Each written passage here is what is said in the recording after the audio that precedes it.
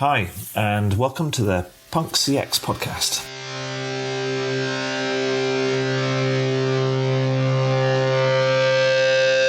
My name is Adrian Swinsko, and I'm an advisor, best-selling author, speaker, and general explorer when it comes to customer and employee experience.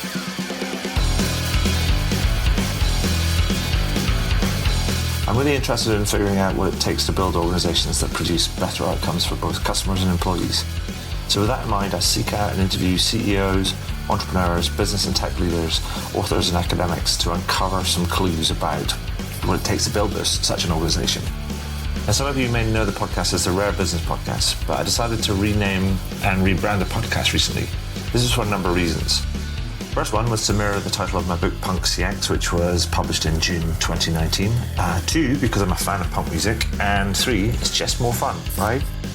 Anyway, if this is your first time listening to one of these interviews, then hello and welcome.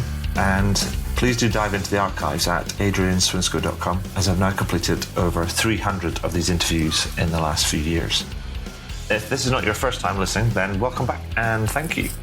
Anyway, that's enough for me right now. Let's get into the interview. Before we do that, I'd like to say a big thank you to the folks at Pega for sponsoring my podcast for the coming month. If you don't know Pega, they are a low-code platform for AI-powered decisioning and workflow automation. Its scalable architecture helps the world's leading organizations work smarter, unify experiences, and adapt instantly, so they're always ready for what's next. They've also got their annual conference, Pega World Inspire, coming up, which will focus on how to address constantly shifting perspectives in an ever-evolving world, including guidance, strategies, and powerful tools to achieve resiliency in the face of rapid change. Now, the event will be held virtually on May the 24th from 9 a.m. to 11:30 a.m. Eastern Time, which will be for the Americas and European regions, and then again on May the 25th from 10 a.m. to 12:30 p.m. Australian Eastern Standard Time for the Asia Pacific region. The agenda and registration details can all be found at pegaworld.com. Do check it out, and I hope to see you there. Now, let's get into the interview.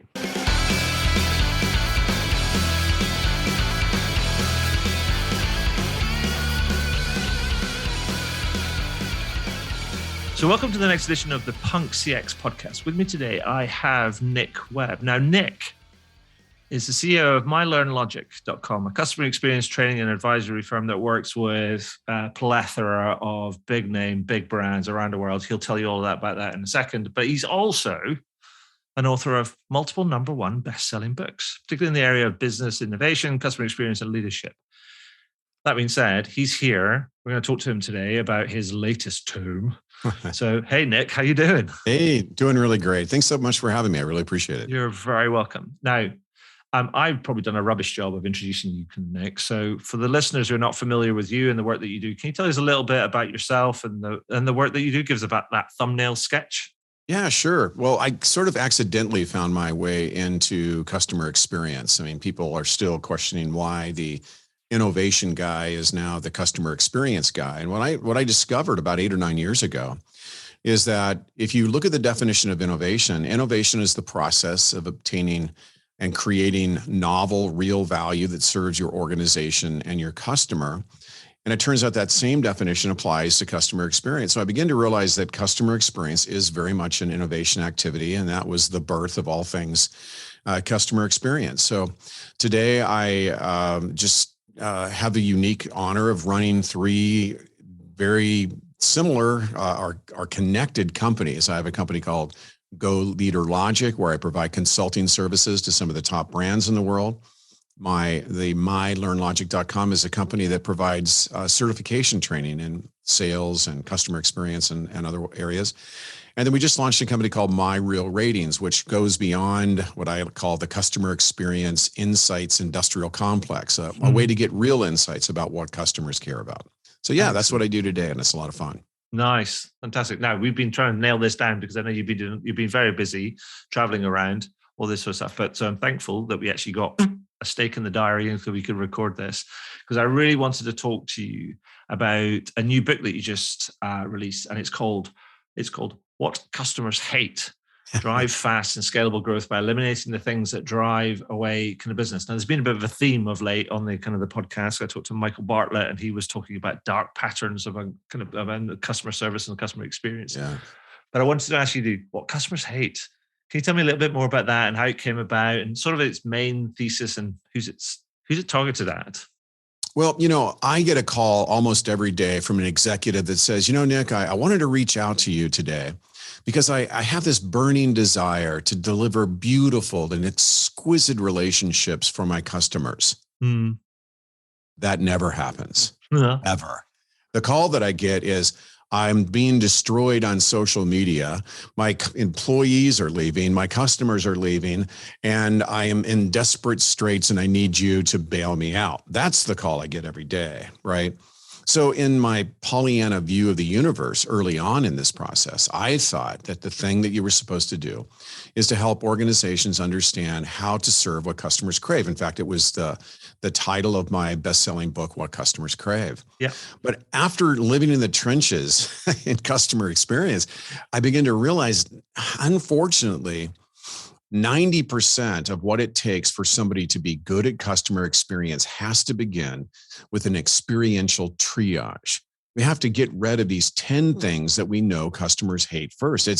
There's no point in attempting to optimize until you've gone through and addressed the gaping abdominal wounds that are going to kill you, right? Mm. And so I thought, well, since most people aren't calling me because they want optimization, most people are looking to first and foremost begin the journey by eliminating the things that's destroying their organization. I thought I would, put this body of work together, and it's been really well received. And I think a lot of people sort of have started to get it. Yeah, no, it's because I wanted to give people a flavor of the book by asking a few kind of things to give people an idea. And then my first question, which I think you just answered, is like, why hate and not love? And because it reminds me, or craving, as you say, because your previous book was called What Customers Crave, which people should buy, by the way. Shameless plug on your behalf. Because I remember writing about it in a book that I wrote back in 2016 called How to Wow, where I looked at sort of the emotions that last longest in people's minds. Yeah. And actually, because people kind of crave or go after all this kind of surprise and delight and, all these different sort of things. But actually, my position was that a wow experience is built on this foundation of actually not doing or saving people from bad stuff. Yeah, and actually right. the emotions that are associated with that bad stuff, like disappointment, failure, uncertainty, all these different things, they stick around longer. Isn't that interesting? Not just in our hearts, but in our minds. Yeah. Because it's all related to rumination about the what if side of things and our kind of survival instinct and things. Yeah. And so, but people ignore those because sometimes it's hard work, right? Right. Yeah. And it's kind of hard and dirty work, and you've got to pull up your sleeves and things and kind of get down in the trenches. But so the thing I wanted to ask you about was that could be established kind of why kind of hate, because sometimes it's just like it's ugly, but it's important. But like, how does focusing on hate apply across the different touch points? What does that mean in sort of practical terms in many ways? Because we'll all have ideas in our heads about bad and hate and things and complaints and stuff, what it means. But tell me what your thinking is about how do we apply this across the kind of the customer life cycle, the customer journey? Give us some examples if you can. Yeah. Well, again, another adjunct thought to this is the fact that, there was a study, as you're probably well aware of, it's been widely quoted by Bain, where they took a look at interviewing, I think it was over 300 executives. And out of the 300 executives, something like 88% of them said they delivered exquisite customer experiences. Mm-hmm. And then when they surveyed the employee or the customers, only 7% agreed, right? So the big problem is that organizations suffer from, experiential delusion. They're wrong about what's going on. But a good example is I had a hospitality client, for an example, that was using promoter score analysis and surveys and guest surveys and market analysis and all this kind of stuff. And they couldn't understand why their sales were plummeting. And a hotel down the street was booked solid, and they were at 80% occupancy rate always. And this was a nice property and had everything going for it. In fact, it was a better property. And so they went and looked at their surveys and found that the problem was that they were too expensive. Right. And so they dropped their price and nothing changed. And they dropped their price a little bit more and nothing changed. And so we went in there and did some ethnographic analysis of what that experience was like. So we went to the first touch point, which was checking in. Mm. So they wouldn't let people check in until 4. These are people who have traveled all day and are showing up at 11 and are sitting in the lobby for 4 or 5 hours, right? Mm. Then when they did check in, I literally was shocked to hear, thank you for checking in. Your room rate is now at our low price of $230. We have a $15 parking fee. But wait a minute, I don't have a car parking. Yeah, sorry, it's just automatic, whether you have a car or not. Really? Really? And then also we have a resort fee. Now this is a property that was inside a city. The resort was a patch of grass and a pool that probably got used back in 1978. So they were charging a $35 resort fee.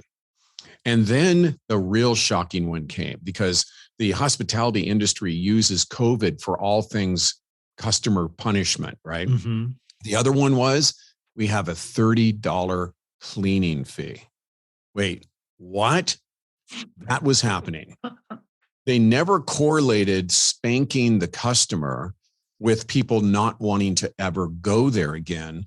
They looked at data, and their data suggested that it was the result of an increased room rate.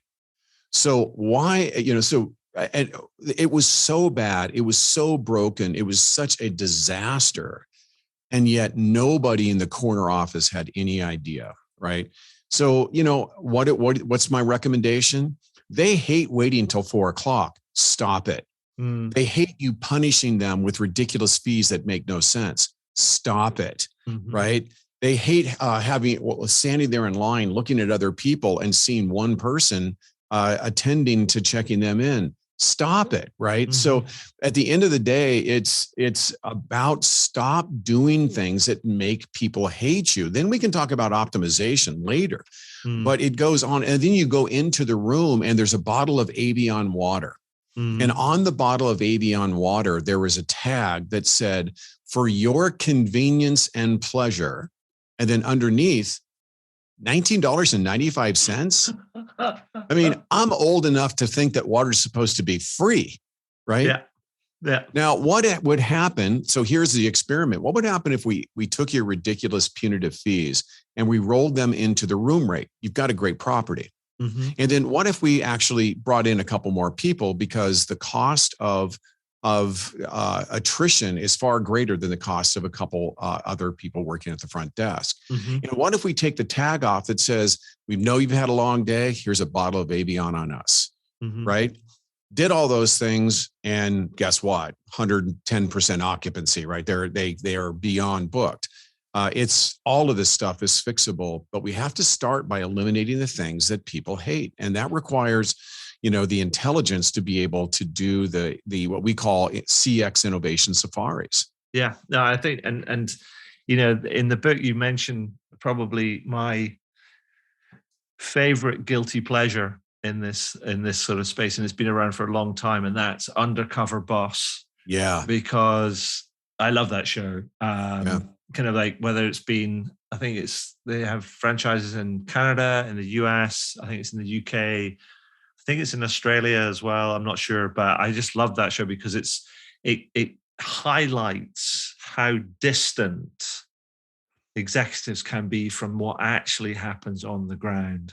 right. But it also kind of highlights how often or inoften, or if there's such a word, infrequently, kind of that, as you say, the corner suite kind of people get down into the trenches and actually see what's happening on the kind of ground and see all these nitpicking sort of like extra charges and what impact it's having on kind of people. And it's funny, when I do keynote speeches, I say, hey, have you seen the episode of Undercover Boss where the boss puts on rubber nose and glasses and a fake beard and works in the front line with the people that come in and serve his mission every day? And then at the end, he's crying, the employee's crying, and they have this new discovery about how bad they are and what they're going to do to fix it. And then the punchline is, oh yeah, that's every episode, right? It's that episode, every one. Yeah. So why don't we institutionalize giving the person that has the authority, the real insights, and let's eliminate Unfortunately, the survey industry is a monster. It's a online vending machine that dispenses erroneous information that makes leaders look better than they are. Mm-hmm. And it's so bad. I give, I think, an example in the book of my wife bought a new Mercedes, and they sent her from one of the largest consumer insights company in the world. They sent her a survey. Mm-hmm. Well, the survey was 9 pages long, so she threw it away. Yeah. And then they sent her another one saying final notice, and she threw it away. And then the third survey came, and through the window, you could see US currency. This is interesting. So I said, give me it. I want to see what's in this thing. So I opened it up. Now, she just bought a $68,000 vehicle, and in there was a crisp dollar bill.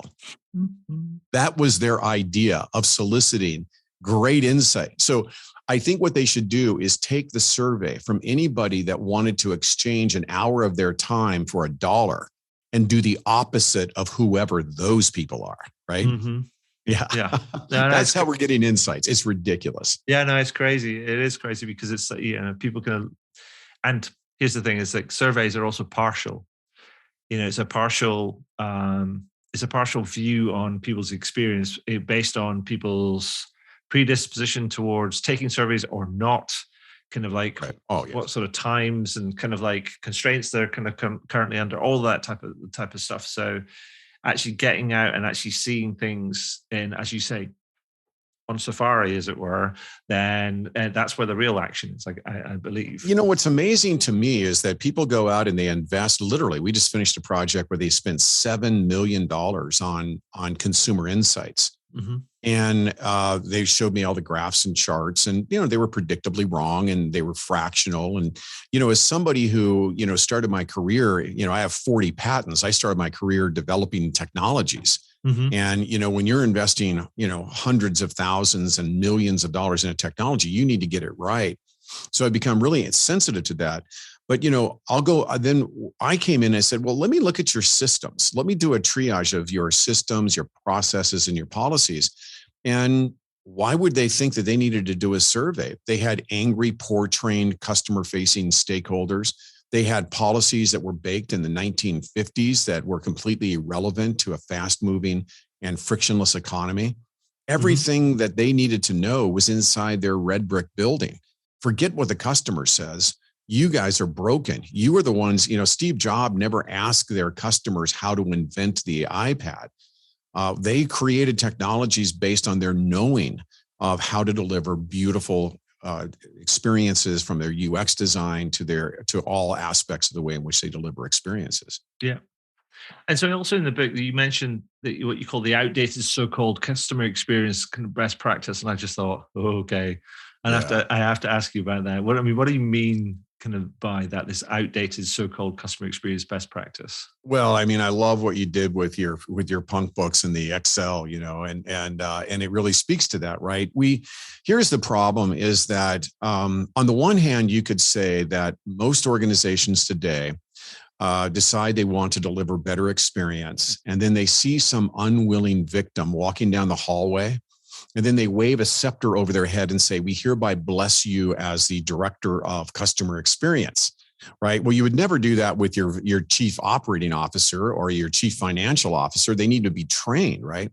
So on the one hand, we under-resource training and expertise, but on the other side, we create anti-simplicity, uber complication, bureaucracy, sluggishness in the way in which we try to build a machine around the beautiful organic nature that is a human-to-human relationship. Yeah. So I think the biggest mistake with the so-called customer experience best practices is that the worst organizations in the world have the most robust customer experience infrastructure. And it's very much like the Department of Motor Vehicles. It's horrific.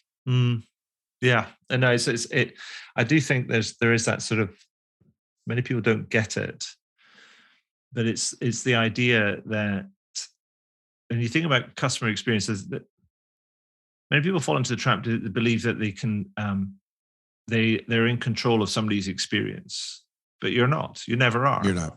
There's stuff that happens, and then there's what people make it mean, right? Yeah. And then you have to think about all the things that you do in order to try and facilitate and create the conditions and the environment for somebody to have the right experience and to achieve what they kind of want to achieve.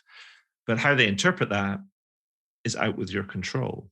Come on, yeah. But there's some people get caught up in this thing though, where they kind of go like, it's almost a bit like, it feels a bit like kind of Mick Dundee out of Crocodile Dundee, when he's doing that with the kind of the cow sort of like mind control type thing. It's like, no, there's effort in this, and there's craft, and there's art in this, but sometimes things just don't work because it's the wrong fit for people. So I tip my hat to you in terms of calling that out, this kind of so-called customer experience kind of best practice, because some people can just completely over-engineer it, but completely misunderstand. It's not a mechanistic thing. It's very organic. It's very emotional. And I think the other challenge is that we have to realize that the customer's baseline level of expectation is changing, right? 20 years ago, we were experiencing symmetrical innovation, meaning that we kind of knew what people wanted, and we kind of were able to deliver it to them in time because it wasn't moving too fast. And the nature of the things they wanted weren't really that of a big of a change. And then, about 10 years ago, we started to move into disruptive innovation. And this is where things got faster and bigger. And most organizations were latent in their ability to deliver to that customer. And that's why, Toys R Us and JCPenney's and Sears and Roebuck and so many other companies have become irrelevant. But now, 2022 and beyond, we've entered into a time of chaotic innovation. And the elements of chaotic innovation are, first of all, they're somewhat amorphous, right? You've got to work harder to bring shape to the changes. Yeah. Secondly, we have to realize that chaotic innovation is also asymmetrical. An example of that is if you Google the term asymmetrical warfare, you'll see the 9/11 attacks, right? So it's a sucker punch coming from nowhere.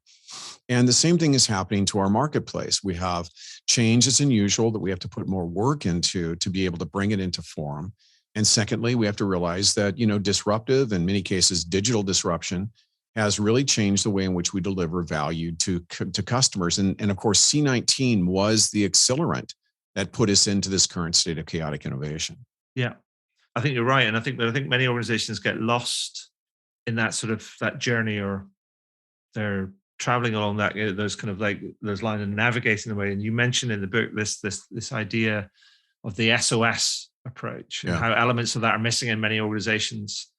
Because I think it's very aligned with some of the stuff that I think about too. So I thought it was intriguing and really insightful and very useful. So I wonder if you could tell me a little bit more about the SOS approach, because then you can save us all, Nick. Save our ship, right? Well, I think I picked up that acronym in business school 40 years ago or something, right? And it's a term that really says, what is our current situation? The truth of the matter is, using Undercover Boss as an example, most organizations really don't know where they are.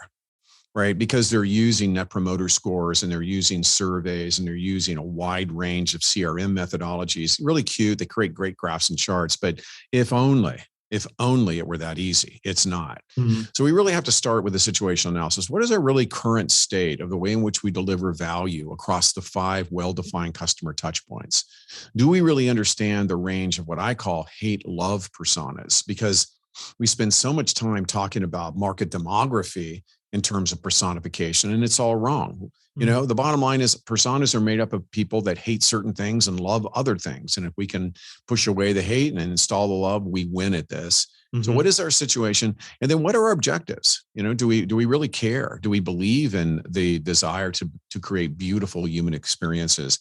And then lastly, what are the strategies that are we going to use to achieve these things? It's an easy way to take a look at that throughput. And I use it all the time in my consulting practice. No, I think it's great because it's very aligned with the idea that I often ask people, so like, what is your customer experience strategy or vision and strategy? And sometimes I get silence, and it's like a tumbleweed moment. Right. And people are like, a what? Right. And then some people go like, oh, ours is like this, that, and it's got like digital and transformational and omnichannel and da da da. And you're like going, okay, yada yada yada. whatever. It's the same old. It's like, well, you obviously don't understand what strategy you're supposed to do and how you're supposed to get there. But then the second question, which then kind of has most people stumped, which is where I think the SOS approach sort of speaks to is, and then I go, and how is it tied to, or how does it enable and support the achievement of your overall corporate objectives? Right. Of course. Yeah. And then people go, and then it's even bigger tumbleweed rolling across the kind of, because that's the big problem with many of these projects is they haven't done the ROI and the relevance sort of thing. And, it doesn't, your efforts, removal of love and creation, removal of hate and creation of love, as it were, doesn't exist in a vacuum. Right. And it sits in a context, a customer context and a business context. And so I think the SOS approach really speaks to that. And I thought that was really great. But it also going to leads me into the next bit in the book, because this is not just about looking externally and identifying things that customers hate and trying to remove those things, but you also can tackle in the book this idea about employee misery and customer hate, and how, like I talk about with it in Punk XL, is how I don't think it's sufficient just to talk about customer experience anymore. We have to think holistically. We have to think systemically about what it takes to deliver these kind of things. So, cause and effect link between employee misery and customer hate. It's unbelievable. I'll tell you this, every once in a while, and you know this as an author, we write books because we need to know the lessons that we write about, right? We teach that which we most desperately need to understand, right? Mm-hmm. And in the process of writing the chapter on employee happiness, it was life-changing. It was a trajectory. In fact, as a result of that, I actually wrote this book, which just came out, Happy Work. Oh, nice. Yeah. Congrats. And the reason I'm making that point is I finally realized something, to embarrassingly enough, is that I will not take on a project where I don't also get to address the current state of employee and stakeholder happiness, because I somehow ignored that. And I look at so many other books on customer experience, and somehow most books don't even touch on it. Mm. And, imagine going to a restaurant where the server hates their job. What kind of experience are you going to get? Mm-hmm. It's a bad one. Conversely, if you have systems and tools and processes and policies that are customer punitive, how great are you making the quality of life for your employee? Yeah. And, today, most organizations are at, 80, 90% of staffing levels, because there is a very unusual situation today. There are unemployed people and there are talented people, mm-hmm. but there are no unemployed, talented people. Yeah. So if you want talented people, you need to jack them from somebody else. And the only way you do that, it's not through pay. It's not through benefits and all these other things. It's about you having a community of existing employees that love your mission, that know that it's a place that's authoring their evolution in a way that serves other people. And when you can do this right, you have got 90% of customer experience, because you'll get better insights from your employees. You allow collaboration and co-creation. It is a beautiful, beautiful thing. And now it's just watching this go by, the transformation on customer experience. And not only that, organizations, when you combine customer experience and employee experience, you rapidly increase revenue, you increase profitability, you reduce cost, you attract and keep the best talent, you increase presenteeism, you improve return on human capital, and the list goes on and on and on. Yeah. Everybody needs to do this. There are two hemispheres of customer experience, the employee and stakeholder happiness, and the customer. You can't do one without the other. Absolutely spot on. Absolutely spot on. And so the last thing I wanted to kind of dig into a little bit about the book, and I know you touched on it earlier because you took a bit of a pot shot with your, the example of your wife and buying the Mercedes, and took a pot shot at customer surveys and things. But rather than going into down that rabbit hole again, because we could spend all day there, you also kind of in the book you kind of write about sort of a new system or alternative to the failings of the current systems, particularly the let's call it the church of NPS, as it were. Yeah. And you come up with this kind of alternative kind of one of those, maybe it's kind of it's like the Protestant church back in the day. So can you tell me about the net customer experience, this NCX and this real rating system that you've kind of developing, and how that could offer a solution to some of the problems that we see with surveying and things? Yeah, I mean, I think maybe you could call this punk customer experience data insights. There you go. Love it. Love it. Because, at the end of the day, there is a strategy behind survey organizations to create, the smoke and mirrors around the output of the survey data. And so what we suggest in our real ratings and is to really first and foremost take a look at the things that people hate across the touch points, across the personas, Mm-hmm. and then contrast that to the things they love. And that gives you a net score, right? If they hate, 3 things and they love 5 things, then you've got a positive score. It's overly simplified, and many statisticians will disagree with the approach, but it really works. Like, for an example, you go to a restaurant, it's a beautiful building. You walk in, it smells great. You're greeted by a beautiful, thoughtful, engaged hostess or maitre d'. They escort you to your beautiful booth. You have a great server, and they feed you food that's barely edible, right?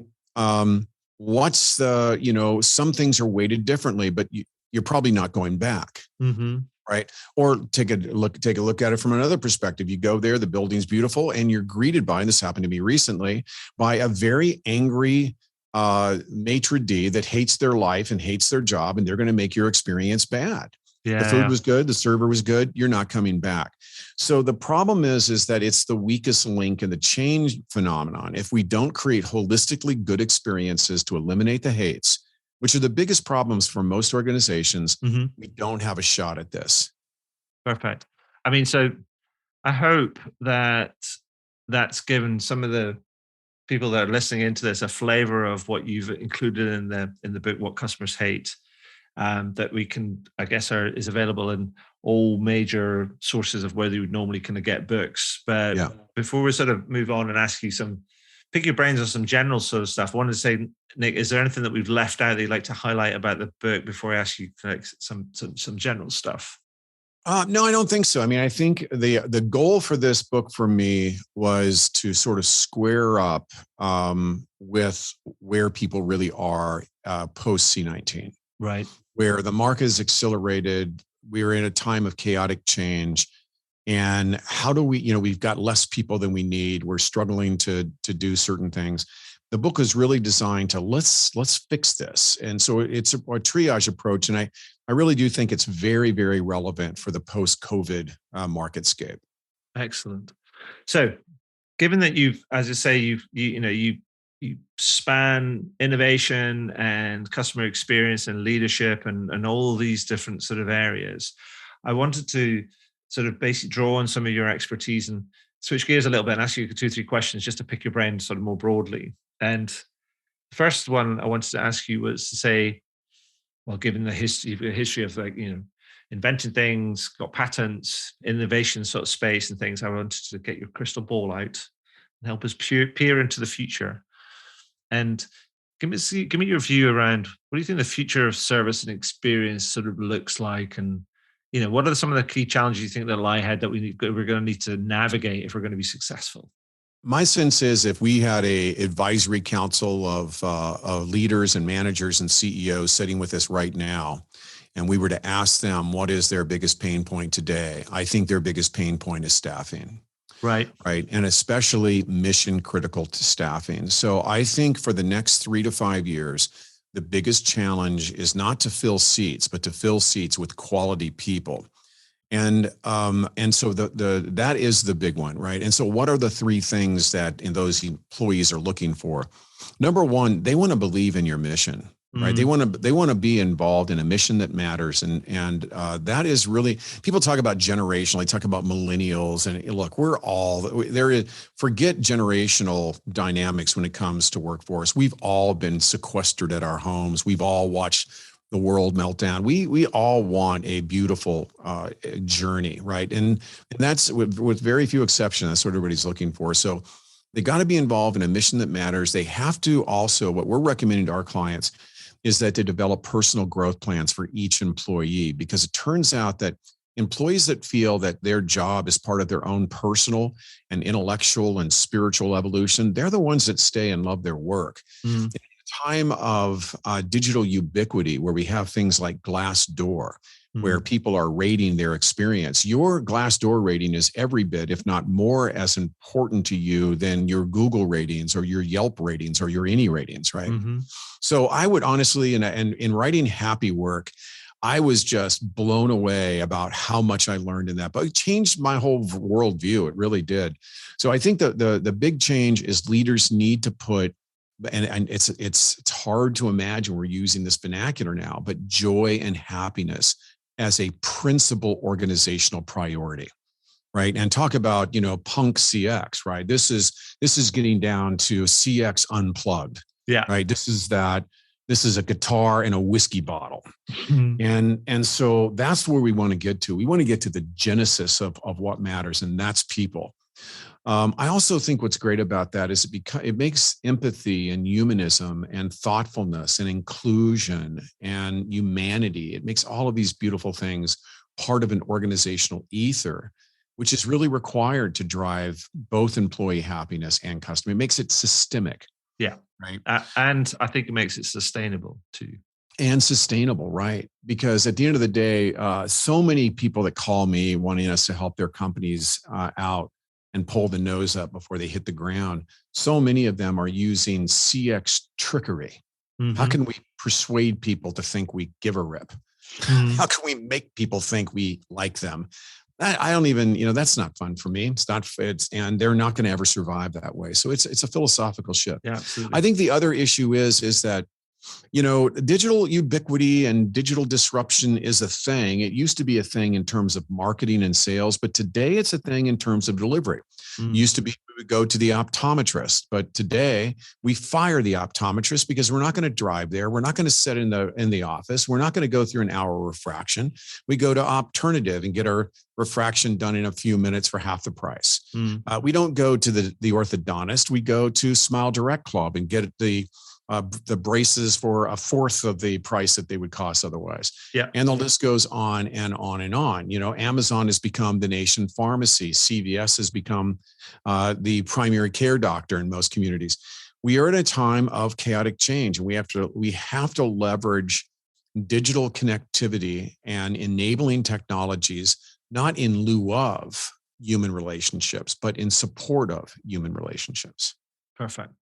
Thank you, Nick. That's, great points. So we've talked about lots of different sort of things, anything from hate to love and to craving to chaotic disruption to all sorts of different things. But I always like to ask people to, given we tend to have a rummage or a meander around some of this stuff, to help people out that might be listening to this going, that's brilliant. But I'm like, what? My head's it's kind of like pounding right now. So if I was to ask you to boil it down and to say, Nick, what would be your best advice to someone listening in that wants to improve their sort of service or experience, and both on the customer and the employee side, let's say, what's the kind of the one or two things that you say, do this? Nick says, do these today and tomorrow. Well, I think there's a thing that we do called CX hackathons. And I think to date, we've probably generated $60 million in enterprise value through these hackathons. And hackathon says, let's get our team together, and we're going to have a morning session and an afternoon session. Morning session, we're going to build a listening session. We're going to talk about understanding the 5 touch points of our employee journey. What's it like to apply for a job here? What's it like when you first get hired? What's the day in and day out like here? And from there, the idea of the hackathon. Now, a hackathon is a term that I steal from software developers, where you lock yourself into a room and you have one commitment and one commitment only. We will not leave here until we have clean code. In other words, we don't leave the building until this thing's invented. So it's not about ideas and advancing. We're going to create new ways to serve our stakeholders in our morning hackathon. And we're going to go through the pre-touch moment, which is the digital moment, that first touch, the core moment, the last touch, and the in-touch moment, all of which are cataloged in the book. Mm-hmm. The second thing, in the afternoon session, we're going to do customer experience. What's it like when somebody goes to our website? We know that there are 3 things that have to happen in our digital properties. Number 1, they have to find us. Number 2, when they find us, we have to be incredibly relevant. And we have to be, confusion and content density is bad. So how can we strip our website using conversion methodology best practice to just make it beautiful and simple and elegant? Mm-hmm. How can we use real language that speaks to them in a humane way? And then lastly, all of our websites have to be value dispensers. How do we make our website a value dispenser? You go to my website, you download chapters of books, you download checklists, you download, I dispense free stuff. And so do all of great websites, because that's all they're for. And so what's the first touch like? What's it like when they walk into our business? Or if we're a B2B business, what's that first experience with our client representative like?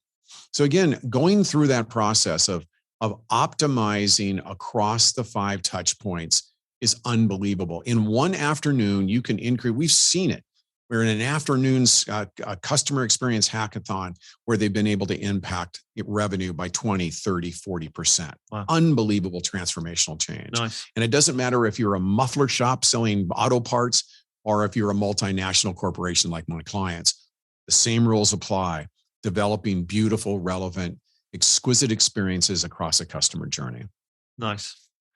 Thank you. That's great advice. Love it. Sort of like EX and CX hackathons, kind of like a packed morning and afternoon session.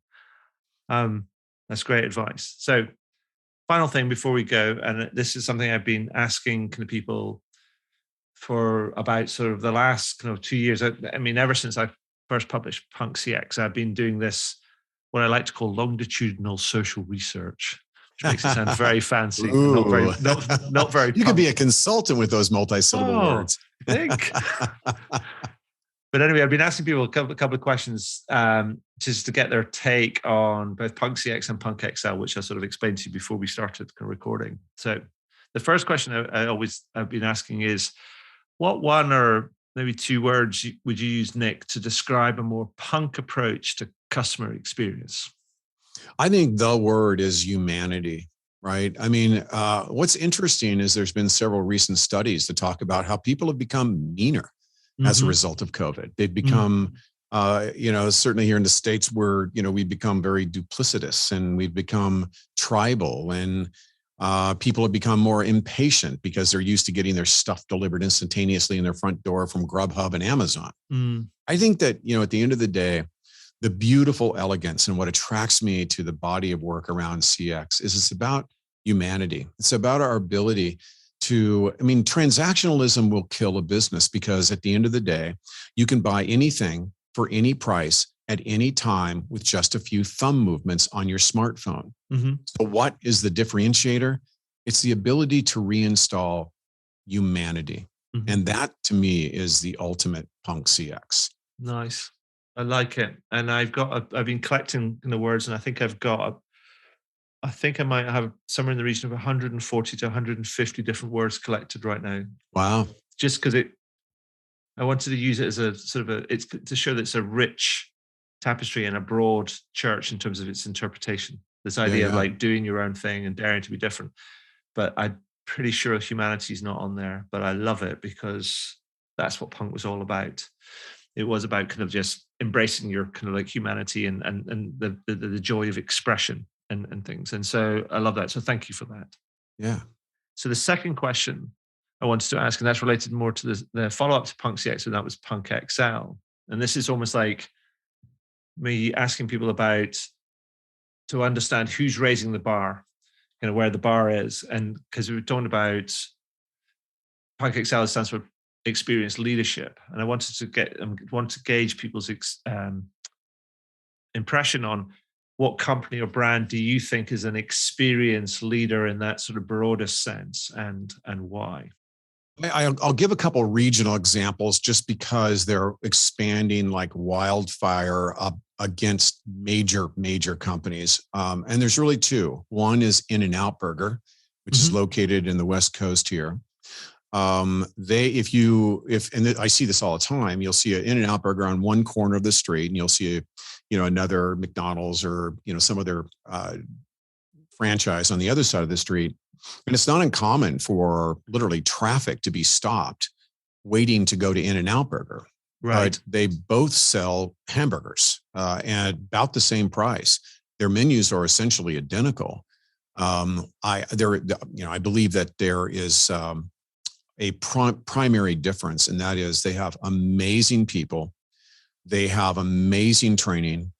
They have been extremely judicious about each and every touch point being as close to perfection as you could ever expect. The pre-touch moment, perfect. The first touch moment, amazing. The core moment, incredible. And I could go on and on. So they have architected the perfect experience and they've scaled it.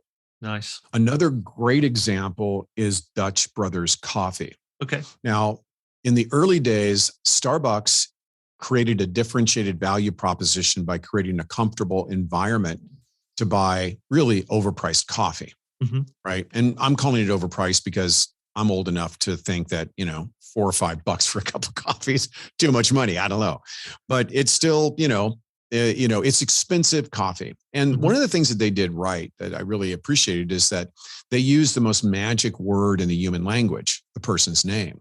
Right. It's not incidental that they write Jim or Mike or Nick on the cup.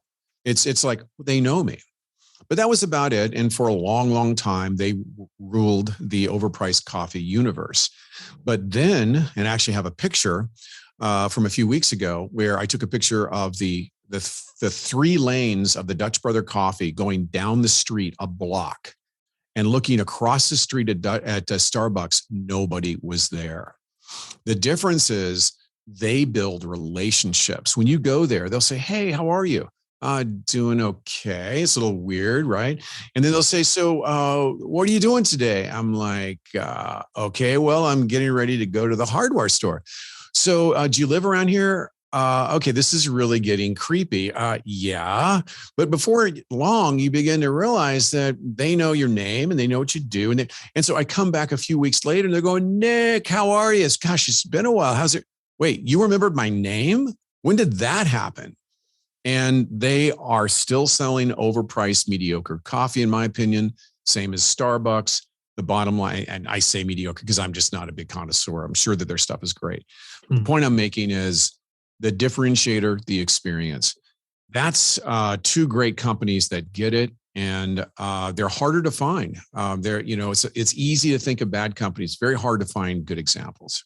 Yeah, and I think that kind of says a lot, actually, because of what I've when I started asking this question, because the Punk XL only came out late last year, so I've only started asking that question recently. And I've actually had, I think it's like at least once, if not a couple of times, somebody could have turned around to me and said, "I don't think anybody's making the mark, setting the bar right now. There's still work to do." Yep. And I think that's true. And the fact that you've picked a couple of smaller regional kind of players that are scaling kind of fast, it shows that there isn't any really standout examples. And maybe that's because big organizations are just complex and they're harder to wrestle and manage and things. But I guess the challenge is laid down that there's more work to be done. Yeah, there are good examples. They're hard to find. I spent literally, between myself and a researcher, we spent 6 weeks looking for good examples. And, take a look at Lemonade Insurance. They're unbelievably good. Just go to their website, 60 seconds and you got an insurance policy, and 90 seconds and you've filed a claim. They've killed it, right? Sub-Zero and Wolf, the companies here in the US that distributes and sells the Wolf ranges and the Sub-Zero refrigerators, unbelievably good. And so they're out there, right? But and the good thing is that you can always see a direct corollary between organizations that are committed to customer experience and their growth and profitability and sustainability, and those organizations who have let go of the control box and are now in trouble. Yeah, perfect. So Nick, that's all I have for today. And I just wanted to say thank you for your passion, your commitment, your kind of being able to wander across both innovation and invention and experience and leadership and contributing to all and making the changes that you do. And also just congratulations on the the books. Yeah, thank you. I appreciate it. Kind of like what customers kind of hate, and then also the surprise one, like happy work, even better. Yeah, right. And finally, just thank you for sharing your time and your experience with me today. That's been awesome. Oh, no, listen, thank you so much for having me. It's a great honor to be on your program.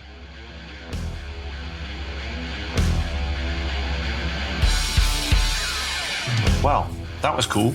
I hope you enjoyed it. I did, and I always do actually, because I always learn something new when I speak to some of these amazing kind of people. And it's always something new that I can incorporate into my writing, speaking, workshops, and other sort of advisory work that I do. Now, if you're interested in learning about any of that sort of stuff, then you can find out more about how I work with clients over at adrianswinscoe.com. But one final thing before I go, please consider heading over to iTunes or Spotify or whichever podcast platform you choose to use, and do leave a review. Every little helps, as they say. Anyway, that's all for now. Thank you for listening, and do tune in again soon.